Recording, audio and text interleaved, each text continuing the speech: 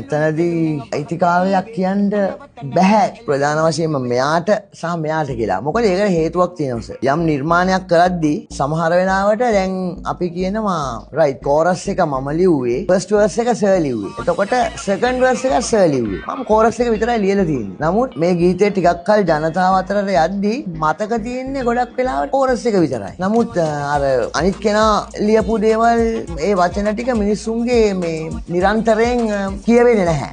ඔහො මට හිතන කාලේ දැම්මේ මං හිතන්නේ මම මොකද මේ එතනදී මේක ලොකු කතාවක් සර්.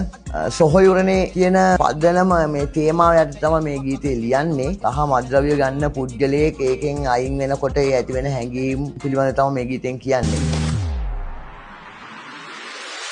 තරපාරේ සිට ඔය මාලිගාවට උඹලා ගිහින් නැනේ අර මහ උළු ගෙදර. උඹේ අම්මට උඹ හුරතල් පෙන්න පණ්ඩම් ඔත මල් බොන්න අපිට ඕන නෑන රැප් කරන්න මල් පණ්ඩම්. හැබැයි නෙමෙයි අපි හඳුන් කුරු ඉති පණ්ඩම්.